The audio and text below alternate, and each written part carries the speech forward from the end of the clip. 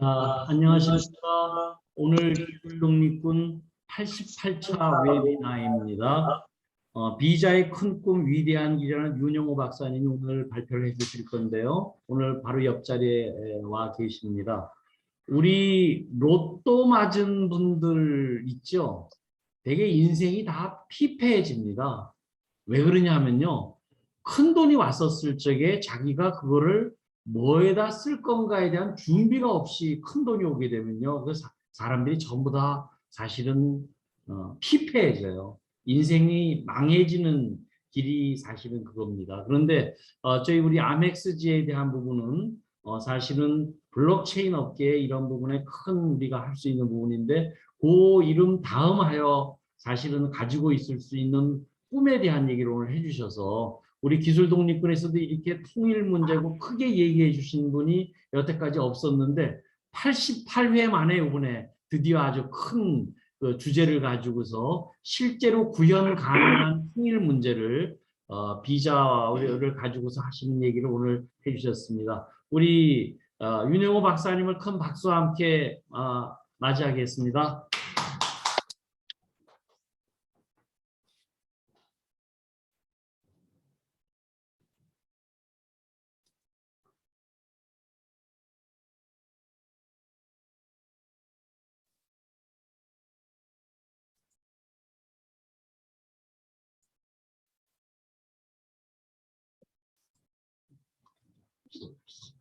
예, 여러분 반갑습니다. 예, 저는 안보 분야에서 이제 주로 그 일을 하고 또 공직 생활을 하면서 행정학을 공부했습니다. 예, 이제 여러분들 만나서 기술 독립군에 대한 이제 이해도 부족하고 한가운데 두려운 마음으로 여러분 만나 뵙게 됐는데 비자를 통해서 그 디지털 자산으로 전환되는 이런 그 큰 대전환의 시대에 우리가 어떤 꿈을 가지고 비자 또는 아멕스 G그룹의 그 발전을 우리가 함께 동원해야 될지 말씀을 나누고자 준비를 했습니다. 목차는 일본 아멕스지 비자 메인의 사업 현황부터 건강 행복한 대한민국 성공을 위하여 우리가 무엇을 할 것인지 이렇게 고민한 내용입니다. 아시다시피 여러분들 그 비자 메인넷 사업 현황은 이제 2018년 1월 9일 날 아멕스지 랩을 이제 설립해서 한국에서 사업이 시작되었고요. 회장님 말씀에 의하면 2023년까지 세계 가상자산 시장의 30%를 점유할 목표로 이렇게 진행을 하고 있기 때문에 굉장히 우리가 진짜 큰 꿈을 꾸고 있다 하는 말씀을 함께 나누겠습니다. 세계 가상자산 시장의 30%를 점유한다는 것이 비트코인, 이더리움을 그 정도 이제 그 레벨이 올라간다는 그런 꿈인데 우리가 그 꿈을 실현하게 된다면 그야말로 어마어마한 일을 할 수 있지 않을까 하는 생각 속에 이런 내용들을 어떻게 우리가 현실화 시켜나갈 건지 공유하고자 하는 마음에서 이런 내용을 준비했습니다. 비자 무엇을 할 것인가? 총 38억 개를 발행을 해서 판매 총량이 9억 5천만 개고 비자 보유 총량이 28억 5천만 개죠. 한 개당 100만 원짜리가 된다면 어마어마한 큰 자산이 될 겁니다. 그러면 각 그 플랫폼마다 재단을 설립해서 이제 활동을 하고 있는데 제가 여기 대표적인 사례라고 제시하는 게 게이츠 재단이죠. 마이크로소프트 창업자가 이제 부인과 함께 설립을 했고, 그다음에 워렌 버핏도 이제 주식을 투자하게 또 한 내용들이 있고요. 그다음에 재단 주요 의사 결정은 이제 빌 게이츠 부부와 워렌 버핏이 내리고 있고, 지난번에 그 코로나 확산 때 우리나라에 그 개발 자금을 투자할 정도로 글로벌 이슈에 대해서 이 제가 재단이 활동을 하고 있는 여러분도 알고 계실 겁니다. 그러면 제가 비트코인 재단하고 이더리움 재단은 어떠냐? 제가 이렇게 좀 이제 공개된 그냥 인터넷 자료를 통해서 이렇게 살펴본 바에 의하면 그냥 커뮤니티 중심의 자기들 그 영역 속에서만 활동을 하고 있지 글로벌 이슈에 대한 그 공동 커뮤니티를 형성하거나 하는 그런 활동을 하고 있지 못하다는 게 제가 검토해 본 바에 의하면 그렇습니다. 그래서 이제 비트코인과 이더리움 재단을 능가하는 빌 게이츠 재단을 목표로 모델로 삼아서 우리가 비자 재단은 차별화된 재단을 수립하고 사회적 활동 기관을 구축하는 것이 필요하지 않겠느냐. 그렇게 제가 생각을 했고요. 그러면 이제 우리가 비자가 글로벌 리더의 꿈을 실현하고자 한다면 무엇보다도 유엔에서 설정하고 있는 지속 가능 발전 목표를 모델로 선정해야 되지 않겠느냐. 그래서 여기는 뭐 기아에 관계된 것부터 또 기후 변화 대응이라든지 뭐 이런 것들이 다 망라돼서 제시되고 있습니다. 그래서 우리도 비자가 비트코인 이더리움에 보건되는 그런 그 가상자산 시장을 우리가 점유하고 실현한다면 글로벌 이슈에 대해서도 결코 반영하지 않았던 그런 그 위상에 올라서게 되는데 미리 그런 데 대한 생각을 하고 준비를 해 나가야 되지 않겠나는 뜻입니다. 그 다음에 우리가 이제 그러면 이걸 한반도 한민족의 영역으로 국한시켰을 때는 통일 한국의 주역이 될 수 있다. 아시다시피 이제 통일은 우리 남북한이 분단된 것을 하나로 하고자 하는 그런 이야기인데 지금 여러분 저는 이제 북한에 가서 우리 동포들 뭐 같이 만나서 일도 해보고 그런 체험을 가지고 있는 사람인데 거의 뭐 다른 사람들처럼 얼굴하고 생김새는 같은데 예를 들면 키가 뭐 크고 작다든지 뭐 이런 것들 그다음에 의식 구조나 이런 것들 보면 거의 이민족화 수준이 되어가는 그런 부분들이 많이 있습니다. 그래서 통일운동을 민족 공동체 형성 과정 활동으로 이해하고 그다음에 나아가서 통일을 우리가 기필코 실현해야 되겠다. 그래서 세 가지 사례가 있습니다. 지금 독일의 경우에는 이제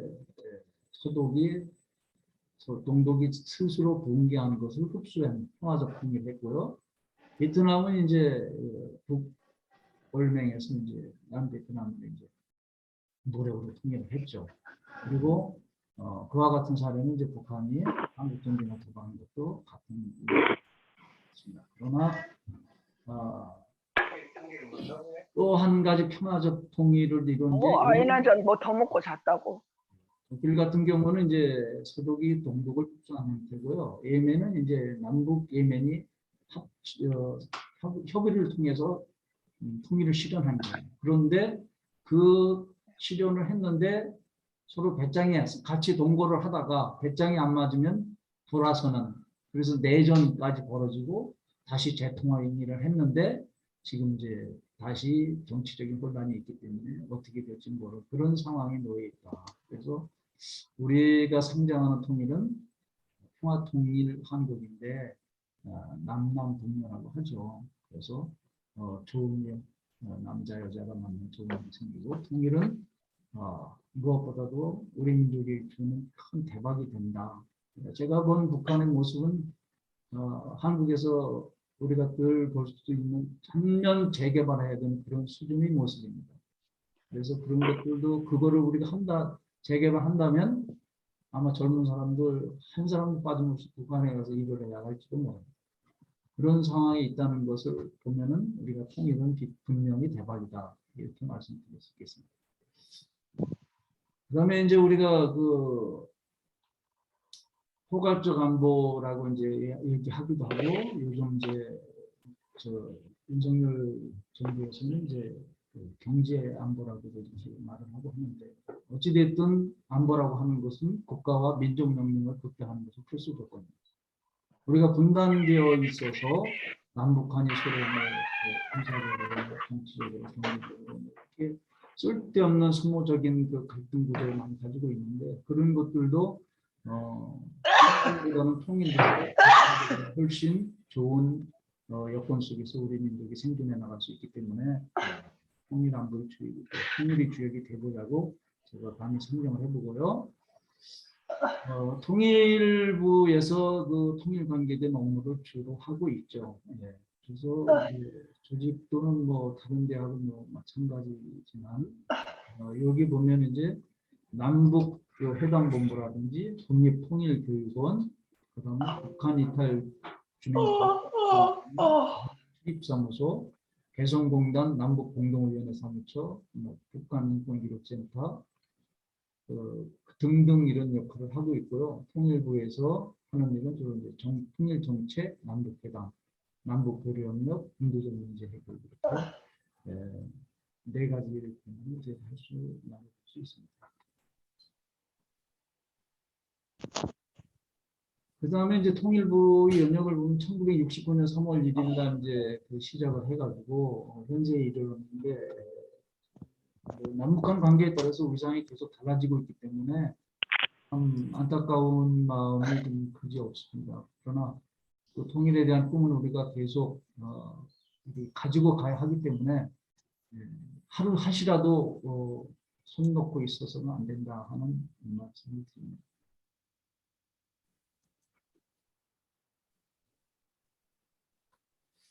이제 국립통일교육원이라고 있습니다. 거기에서 이제 통일교육 관계, 통일을 준비하는 과정으로서 그 통일교육을 이렇게 실시하고 있는데 학교 교육이나 사회 통일교육을 주로 지원하는 역할을 하고 있습니다.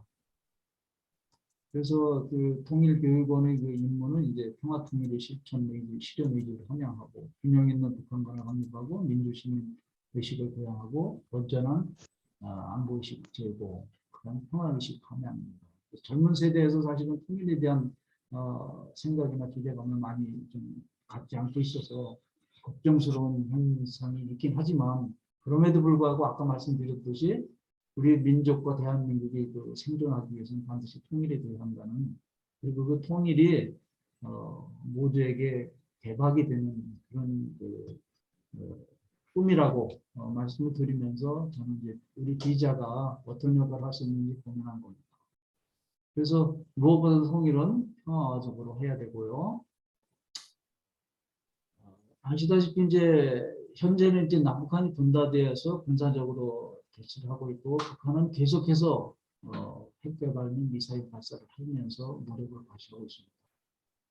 그런 것, 그 다음에 또 한반도의 주식시장이 저평가되고 있는 이런 것들도 다 분단의 원인에 대한 것 때문에 그런 것도 많이 있습니다. 그래서 분단 비용보다는 통일 비용이 훨씬 저렴하고 높다. 여기에는 뭐 유형적 측면, 무형적 측면이 모든 것들이 다 망라되어 있지만 독일의 경우에서 봐도 독일도 통일되고 나서 메르켈 총리가 통일은 대박이다고 이렇게 이야기를 한 바가 있습니다. 그래서 통일은 대박이다. 통일 방안 변천 과정은 이제 전두환 정부에서부터 노태우 정부까지 이렇게 오고 김영삼 정부에서 민족 공동체 통일 방안으로 정착이 되었죠. 그리고 김대중 노무현 이명박 박근혜 문재인 정부까지 계속 이 방안으로 통일을 우리가 추구하고 있습니다. 그러면 대한민국 민족 공동체 통일 방안의 주요 내용이 뭐냐? 통일의 철학은 이제 인간 중심의 자유민주주의를 실현하고자 하는 거고요. 통일의 원칙은 자주평화민주입니다. 통일의 과정은 3단계를 상정하고 있습니다. 첫 번째는 화해협력이죠. 그리고 화해협력이라고 하는 것은 현재 이제 남북한이 그 유엔에 동시 가입되어 있고 그럴 경우에는 이제 개별 국가라는 의미도 되죠. 그래서 현재 국제사회에서 실체적으로 상호 인정을 하지 않을 수가 없는 그런 관계입니다. 한편으로는 우리가 휴전 상태에 있지 않습니까? 그러니까 적대적인 관계도 되어 있죠. 그러나 우리가 통일을 꿈꾸고 있는 한민족 공동체로서 보면은 공존하고 공명의 관계를 바꾸기 위한 각각적인 교류 협력이 선행되어야 한다는 거죠. 1단계 화해 협력에 기반해서 남북 간의 그 동지성이 높아지고 또 상호 의존도가 높아지는 휴전 판문점이 있는데 이제 남북 연합 단계로 넘어가기 위한 그 의사결정 기구로 이제 두는 거죠. 그리고 거기에서 남북한 통일에 관계된 그 각종 현안을 의논하고 그 현안을 공동으로 해결하는 이 체제, 이 정부 형태로 가는 겁니다. 그 단계를 넘어서면 남북 통일헌법을 만들어가지고 민주적 절차에서 통일국가로 실행하는 이렇게 3단계로 설정되어 있습니다. 그러나 이제 우리는 지금 아시다시피 다른 나라는 통일도 하고 어쩌고 다 했는데 우리는 지금 화해협력마저도 뭐 냉탕과 온탕을 왔다 갔다 하는 그런 상황에 있어서 안타까움은 금할 수 없습니다. 통일 사례 첫 번째는 이제 베트남이죠. 1975년 4월 30일 북베트남이 무력으로 통일을 한 바 있죠. 이때 이제 사실상 그 북월맹에 있는 그 이제 사람들이 남베트남하고 이게 내통을 하면서 남베트남의 그 단체제 인사들이 정권이 상당히 그 깊은 부분에까지 인적 활동을 하는 그런 현상이 있었기 때문에 우리 보수 측에 있는 사람들은 이 부분을 굉장히 경계하고 있습니다. 그러나 사실상 따지고 보면 그런 과정이 있어요. 독일도 마찬가지였고요. 있음에도 불구하고 통일이 되었고 그다음에 통일돼서 그때는 베트남이 적화가 됐나요? 소득이 적화가 됐나요? 그렇지 않지 않습니까?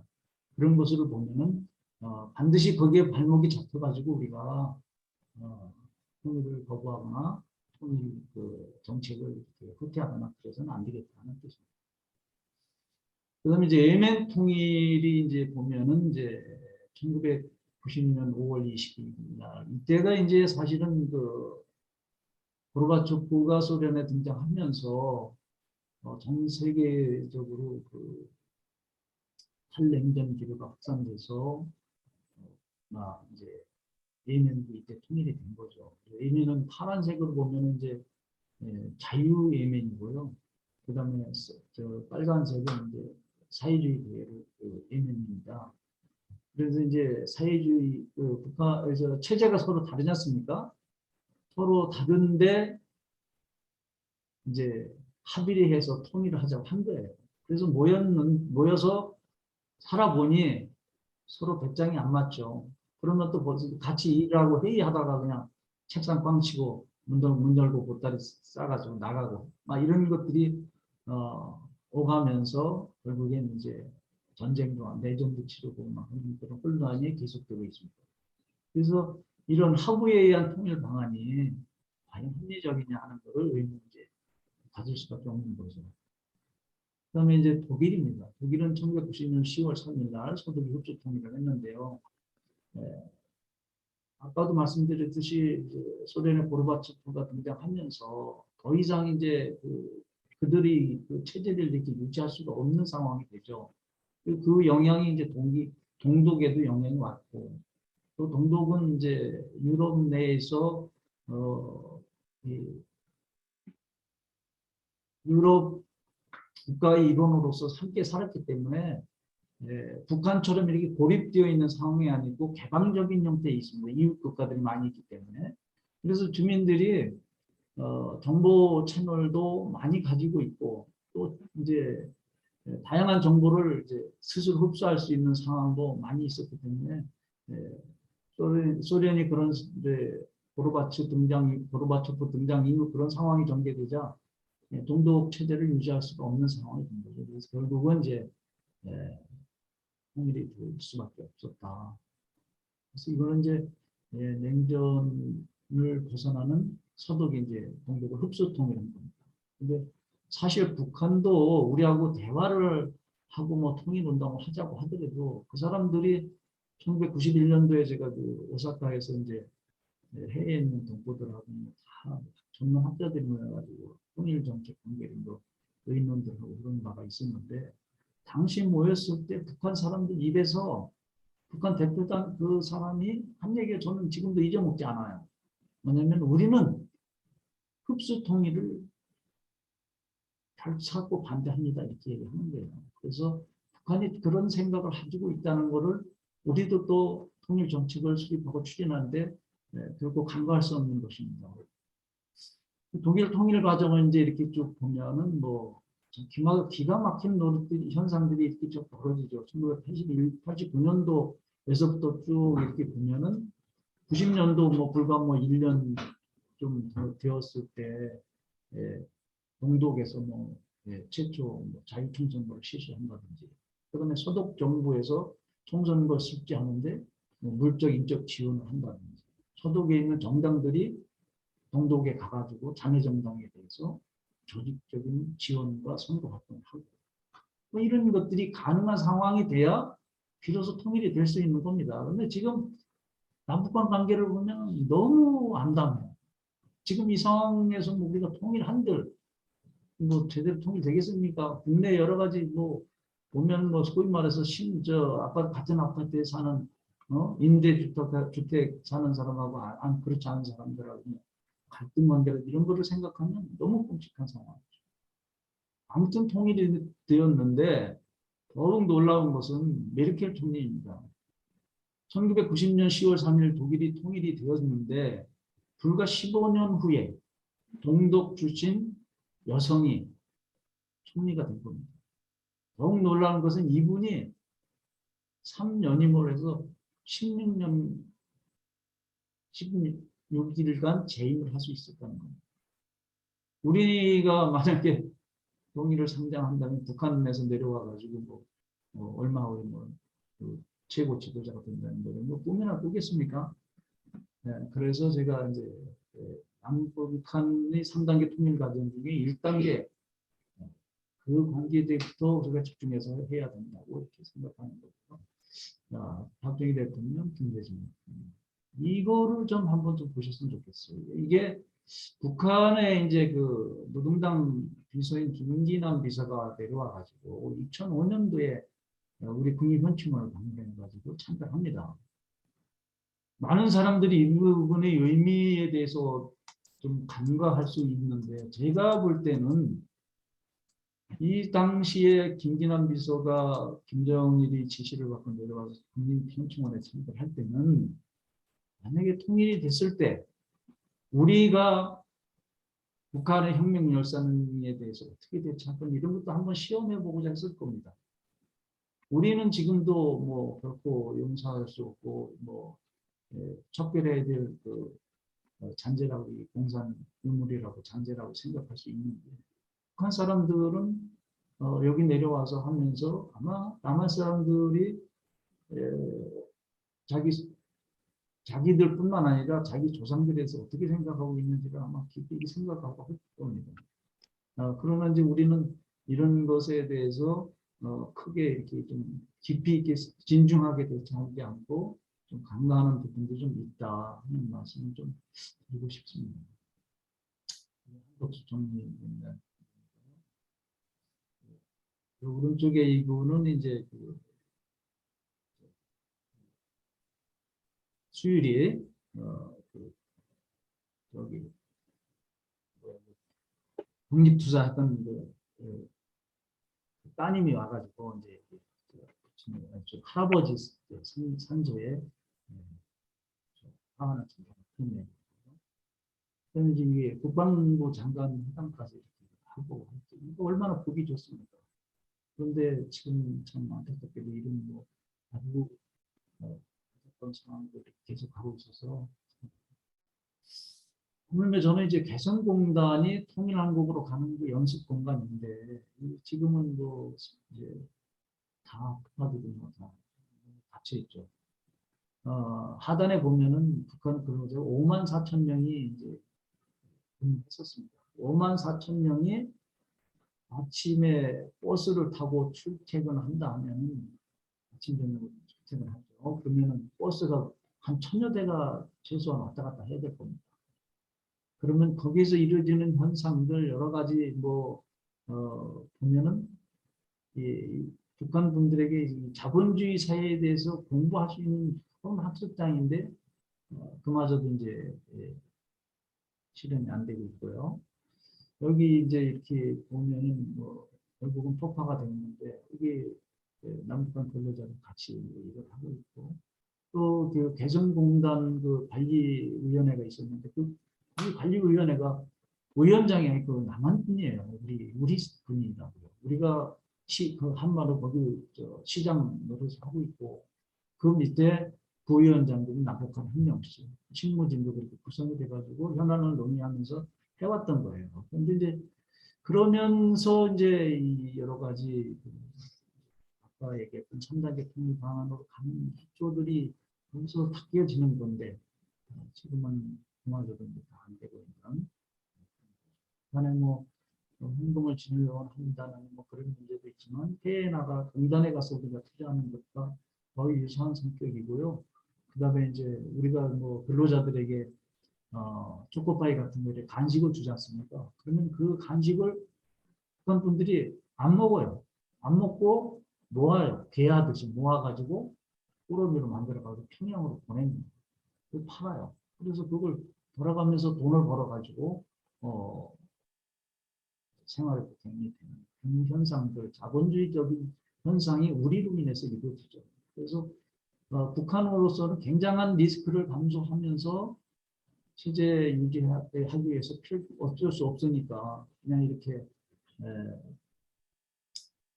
개성공단을 열어서 우리가 그런 공존의장을 한번 만들어서 실험을 하고 있는데 그마저도 그냥 이제 이런 현상이 되니까 참 너무.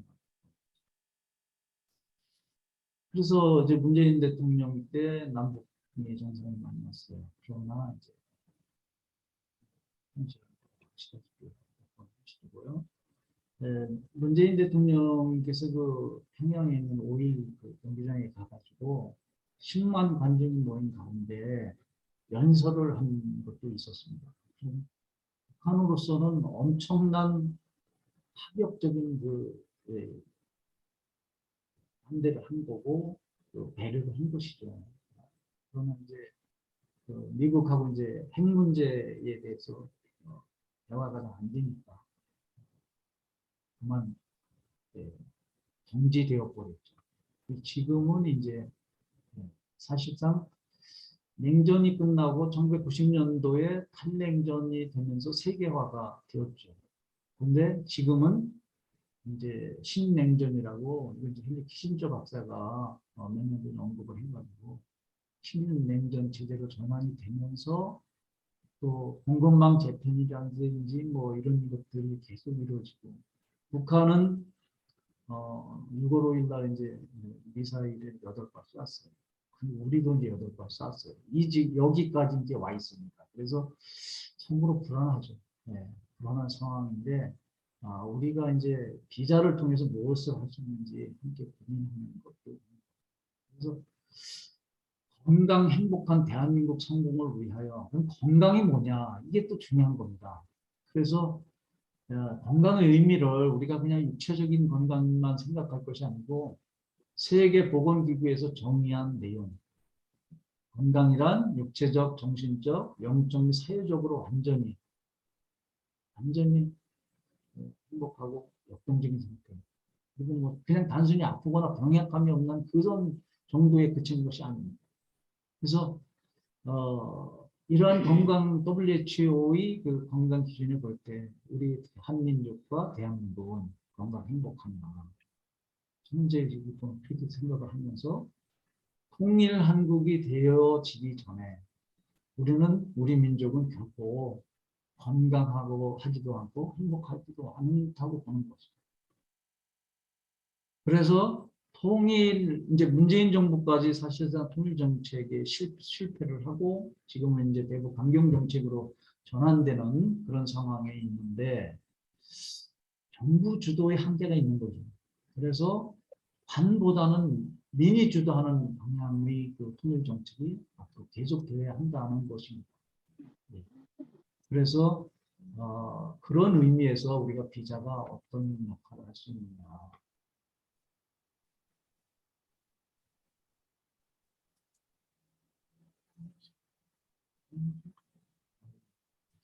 우선 우리는 이제 그 남북한 관계의 특수성을 올바르게 이해해야 됩니다.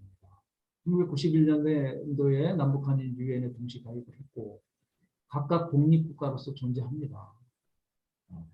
그리고 한편으로는 대한민국 헌법은 대한민국의 영토는 한반도와 그 부속도시라고 규정하고 있습니다. 그리고 그 속에서 왜 우리가 아까 말씀드린 3단계 있는 공동체 평화통일 방안인가 생각을 해보지 않을 수 없습니다. 만약에 지금처럼 살상 무기들이 발달되어 있고 한국과 북한이 핵을 제가 뭐 추정컨대 적어도 수십 발을 가지고 있는 그런 상황일 텐데 그런 상황에서 우리가 전쟁이 났다. 너무 끔찍하지 않습니까? 그래서 정부는 이제 이념에 따라서 또는 이제 그 국제 환경이나 이런 것 따라서 대북 정책을 설정해 나가죠. 그러나 거기에 벽이 있다 한들 그거를 우리가 거역할 수는 없습니다. 다만 민간 차원에서 인도적인 교류라든지 협력이라든지 대북 이런 것들은 결코 간과되어서는 안 되고 또 제지가 되거나 규제되어서는 안 된다는 게 제 생각입니다. 그래서 저는 우리 비자가 진짜 비트코인 또 이더리움에 보금자는 그런 그 성공적인 오토 플랫폼으로 발전되게 되면 통일하는 희망이 될 수 있다. 그럼으로써 우리가 통일운동 성공이 되자고 말씀드리는 겁니다. 박창기 그 교수 아시죠? 그분이 그 차터 리퍼블릭이라고 해서 메타버스를 구현하는 신생 문명 국가라고 하면서 북한이 이제 통일 대상이 돼가지고 어떻게 이 민주공화국으로 발전돼 나간지 전개되는지 그런 내용들이 이제 책으로 쓰는 부분이 있습니다. 그다음에 이제 우리나라 그 민주평화통일자문회의 또 이제 여기는 이제 대통령 자문기관이죠. 국립통일교육원, 그다음에 통일교육위원 중앙센터, 중앙교육위. 그리고 이제 민간 차원으로 통일부 허가법인이 현재 2020년 450개입니다. 통일교육협의회는 76개 NGO가 갈때 있고요.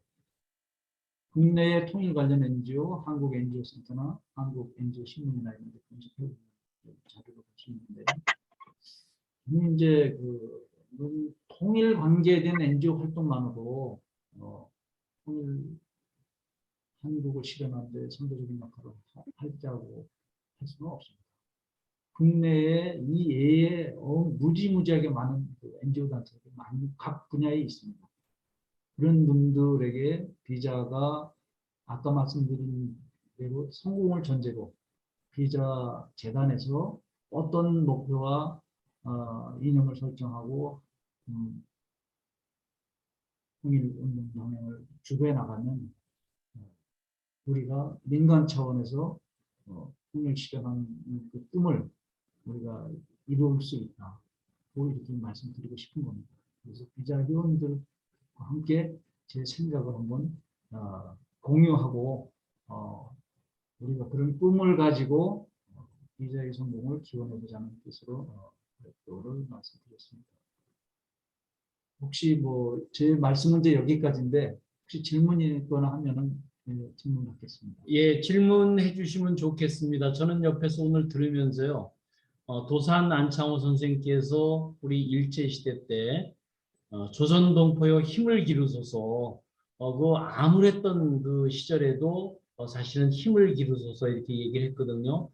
사실은 지금 우리 굉장히 위태위태한 이 전 세계 입장에서 살아남을 수 있는 부분에 대한 부분은 힘을 길러야 됩니다. 특히나 경제적인 힘을 길러야 되는 부분에 우리 비자 부분을 저는 하고 있고요. 우리 지금 전 세계가 팍스 아메리카나 시대입니다. 달러가 기축통화죠. 근데 100년 전에는 사실은 팍스 브리테니카, 이 파운드화가 기축통화가 됐거든요. 그래서 저는 이제 우리 블록체인 이 시대에 여태까지는 비트코인이라든가 혹은 이더리움이 사실은 중심이었었는데 저는 이제 이 부분이 비자가 저는 중심축이 될 수 있을 거라고 보고 또 그런 측면 입장에서 저는 확신을 가지고 있고 한 우리 100만 원까지 갈 수 있는 거에 대한 제가 견인차 역할을 하겠다고 자임을 하고 있습니다. 자, 이제 그런 측면 입장에서 우리들이 경제적인 힘을 키우는데 그럼 돈을 벌어서 뭐 하는 데 쓸 거냐? 사실은 써야 될 게 굉장히 많죠. 아까 우리 유엔에서 발표한 게 5P더라고요. People, 뭐 prosperity, 뭐 여러 가지는 있는데 특히나 우리 한국 입장에서 보면은 이북 동포들을 위한 이런 부분에 굉장히 우리들이 좀 관심을 좀 갖고 있으려고 그러면 일단 근육 운동서부터 잘 할 수 있는 좀 부분이 있어야 되리라고 생각을 합니다. 저는 옆에서 오늘 들으면서 우리 기술 독립군이 여태까지 기술 중심의 얘기를 많이 했었는데 이게 통일 문제까지 이렇게 언급해 주신 거에 대해서는 저는 사실 오늘 굉장히 가슴이 뭉클했어요. 결국은 우리들이 잘 살고 난 다음에 뭐 할 거냐에 대한 대안 없이 그냥 무조건 돈벌이 하는 거는요. 이건 그냥 수치스러운 부분이고요. 이 돈을 좀 벌어서 우리가 어떤 부분에 할 건가에 대한 꿈을 그림을 좀 그릴 수 있으면 좋겠다고 생각을 합니다. 자, 질문해 주시면 좋을 것 같아요. 오늘 굉장히 많이 들어오셨는데요. 질문해 주시면 좋을 것 같아요. 이광식 박사님 말씀하실 수 있는 부분이 있으신가요? 뭐 오늘 너무 말씀하신 대로 큰 그림들을 얘기하셨는데 참 안타까운 일들이 많이 있죠. 지금 이제 오늘 기업 주도로 민간 주도로 얘기를 하셨는데 민간은 그동안 기업들이 많이 한 것 같아요. 저희도 뭐 삼성에서도 내국 사업에 대한 얘기 좀 많이 듣고 있었고 현대도 뭐 그동안 진행한 게 있었는데 그런 부분이 뭐 이 정부나 기관들의 문제로 인해서 차단되거나 하는 경우가 많이 있어서 근데 그렇다고 또 민간 기업들대로 하는 걸 놔두면은 지금 말씀하신 대로 참 여러 가지 방향성에서 좀 문제가 있어서 그런 민간과 정부의 밸런스 그런 거를 조금 좀 더 효율적으로 하면 좋겠는데 그런 데 대한 혹시 말씀 한번 좀 부탁드릴 수 있을까 해서요. 예, 저는 이제 순수 이제 NGO 활동을 이제 좀 말씀을 드리고 싶은데요. 그런데 이제 이 NGO 활동이 이제 돈들이 없어요, 사실. 돈들이 없으니까 기업의 지원을 받는다든지 또 우리 정부 기관의 지원을 받는 그런 사업을 한다든지 하니까 정책에 종속되는 거죠. 사실 그러니까 이제 올바로 할 수가 없는데 제가 이제 말씀드리고 싶은 거는 이제 비자가 성공을 해서 우리가 재단이 그런 큰 꿈을 가지고 독립적으로 순수 민간 운동 차원에서 한다면 그것도 이제 국제 NGO 활동과 연대해서 이렇게 한다면은 화해 협력이라든지 또 민간 차원에서 뭐 할 수 있는 여러 가지 인도적 활동은 가능하지 않겠느냐 이런 생각을 합니다. 정부나 기업은 이제 생존 문제가 있기 때문에 나름대로 제약이 많이 있을 것으로 생각하고 우리 비자는 성공하면 재단 중심으로 NGO 활동을 전개하면 어떨까 하는 기대감에서 말씀드렸습니다. 저기 우리 지금 제가 목표하는 게 100만 원인데요. 10,000개만 나중에 우리 기부를 받으면 100억 원이에요. 맞죠? 우리 나중에 우리 비자 회원들이 10,000개씩만 우리 기부하면은 우리 나름대로 큰 역할을 좀 할 수 있을 것 같아요. 자, 울산대학교의 박재일 우리 대표님 코멘트 한번 해주시죠. 네, 저는 오늘 통일 얘기까지 나와서 굉장히 저도 가슴이 이렇게 뿌듯하고 한데 제가 이제 비자의 어떤 거기 뭐 비전이라든가 이것이 저도 확실히 서 있지 않지만 어떻게 우리가 저기 비자에 같이 이제 합류되어서 통일 문제에 어떤 보탬이 될 수 있다면 저도 기꺼이 동참하도록 하겠습니다. 한 가지 질문은 앞으로 이 세계가 굉장히 좀 다양화되고 복잡하고 지금도 이제 경제적으로 좀 위기가 와 있고 또 뭐 신냉전이라 하는데 이것이 쉽게 그 민간 주도로 되었을 때의 한계가 뚜렷하게 보이는 것 같은데 그에 대한 뭐 좀 조언을 좀 해주시면 고맙겠습니다. 지금 이제 이렇게 냉전 이제 시대를 끝내고 그 1990년도에 탈냉전 세계 시대가 돌입하면서 함께 세계화가 진전이 되었죠. 그래가지고 이제 중국이 세계의 공장으로 이렇게 성장을 했는데, 그럼에도 불구하고 이 지구상에는 자유민주주의 국가보다는 전제적인 성격을 가지고 있는 국가들이 더 많다고 합니다. 제가 이 여기에서 자료를 제시하지는 못했는데, 그럼에도 불구하고 이제 옛날처럼 무력 중심의 냉전 시대로 가기는 힘들지 않겠느냐. 이미 전제주의 국가들하고 그다음에 자유민주주의 국가들하고 경제적 공유 부분이 많이 넓어졌기 때문에 아무리 그 신냉전 시대로 이렇게 바뀌어 간다고 하더라도 경제적 그 공동 부분을 활용해서 민간 차원에서 활동을 하면은 충분히 가능하다고 봅니다. 제가 저도 이제 통일인성교육원이라고 제가 이렇게 하고 있는 단체가 하나 있긴 있는데, 재정적인 자립 문제를 해결하지 못하는 여러 가지 제약도 많이 있고요. 정부에서도 이제 그런 데 대한 그 규제를 많이 하고 있습니다.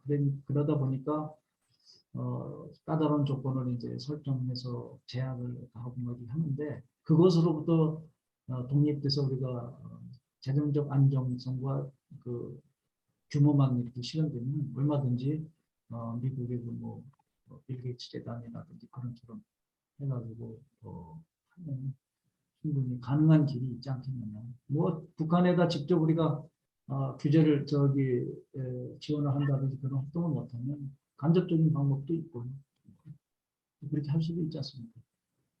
유엔 같은 데서. 예. 자, 우리 김영인 박사님, 우리 군에서 오래 근무하셨던 우리 김영인 박사님께서 한 말씀 좀 해주시죠. 예, 윤영호 우리 박사님 잘 들었습니다. 그리고 뭐 우리 회장님, 또 우리 자주 뵙는 분들 아주 좋은 의견 주셨는데요. 저는 하여간 어떻게 보면 이 암호화폐 비자를 가지고 통일에 기여하는 뭔가를 지금 꿈꾸시는 거에 참 좋은 꿈이다라는 생각을 하면서, 제가 통일 정책의 일부 안보적인 측면은 있지만 통상적으로 잘 아시는 대로 이제 다임이라고 해서 이제 외교, 그다음에 이제 정보, 밀리터리, 그다음에 경제거든요. 이 다임 요소가 잘 융합돼서 통일 정책적인 걸로 이게 지금 우리가 선언적으로 이제 민도 공동체 이게 3단계 통일 이렇게 되는데, 지금 그렇게 해서 이제 통일부가 실시하는 거를 보면 김대중 정권 때부터 좌파 정권 때는 일종의 이제 햇빛 정책 이런 걸로 해서 저쪽을 좀 살리고 통일 비용을 좀 절약하자. 그래서 통일 항아리 해서 모금도 하고 잘 치지 않습니까? 근데 최근에 아시는 대로 비서실장 했던 임종석이가 지금 이 암호화폐의 키를 열어주면서 지금 북한 방송 들어오는 거에 약간의 송금 이런 문제, 또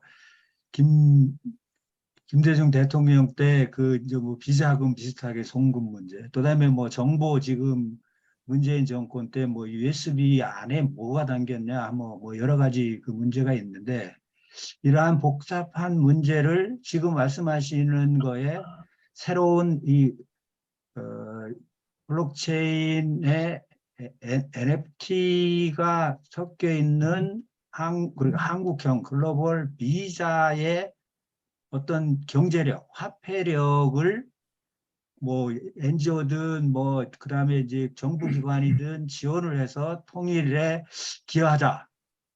뭐 이 원론적으로는 상당히 맞는데 그게 뭐 앞서 설명하신 대로 이 외교적인 문제, 뭐 이 어떤 정보, 지금 일종의 이제 국정원에서 뭐 여러 가지 정보적인 문제, 그 다음에 이제 그 군사 안보적인 문제, 뭐 우리가 뭔가 뭐 군사력이 강해야 뭐 나머지가 다 풀리는 거 아니겠습니까? 거기에 이제 경제적인 문제를 어떻게 할 거냐 하는 거가 뭐 어떻게 보면 이 다인 요소의 많은 전문가들이 그 아이디어를 가지고 또 뭐 뭔가 민관, 군, 뭐 우리는 거기다 뭐 정, 뭐 산, 이 협의체가 뭔가를 좀 더 새로운 안들을 또 지금 말씀하시는 꿈을 실현하는 뭐 구체적인 뭐가 좀 됐으면 하는 그 생각이 들었습니다. 하여간 여하튼 뭐 휴일인데 그 준비해 주시고 뭐 이렇게 장을 열어 주신 뭐 우리 정구철 회장님, 또 다음에 좋은 강의를 해 주신, 또 다음에 끝까지 얼굴을 보이면서 남아 주신 우리 뭐 어떻게 보면 같은 연배신 것 같다, 연배가 좀 높으실 것도 같은데 고맙습니다.